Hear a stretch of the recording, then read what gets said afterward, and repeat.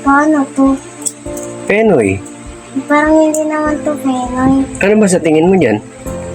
Penoy, pero alam ko yung Penoy kulay white. Baka kulay.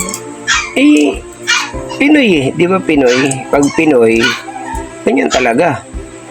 Kala ko parang yung may sisig, yung balot. Baka naman, balot yun. Iba yung balot. Pag tinanggal mo yung kuan, magiging, kuan na yun, kumuha ka ng asin para malaman mo yan pala ang Penoy. Penoy. Sarap. Mako nga. Ano pinagkaiba ng balot sa Penoy?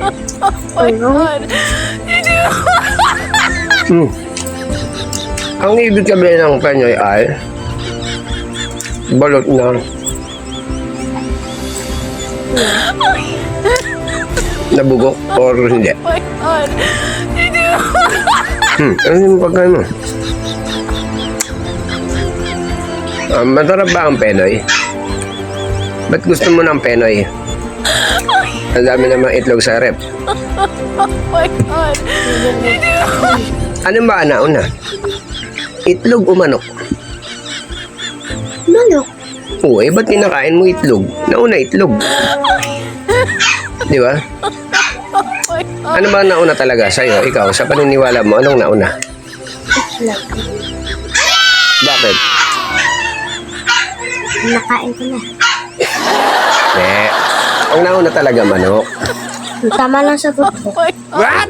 Kasi ang manok, bago ginawa yung nung ginagawa ang mundo, ginawa na talaga ang hayop. So inuna na yung mga hayop. Tapos yung hayop nung nagparami, nagkaroon ng itlog, nagkaroon ng anak, kaya dumami. Kaya muna talaga ang manok. Hayop muna. Ginawa ng nilikha ang hayop. Nung nilikha ng Diyos ang hayop, nagkaroon ng manok.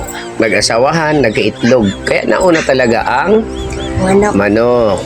So, hindi po pwedeng mauna. Filosofiya kasi yun eh. Di ba? Tama ba? Oh, yung wag puro mat lang ang talino, dapat meron ka rin siyensya. Yung konsensya. Nya. Konsensya. Ikaw kasi wala kang konsensya, anak eh. Puro ka lang lisensya. Sige na, matulog ka na doon. Di ba? Bukas, anong gagawin? Sige na, matulog na doon. Good night.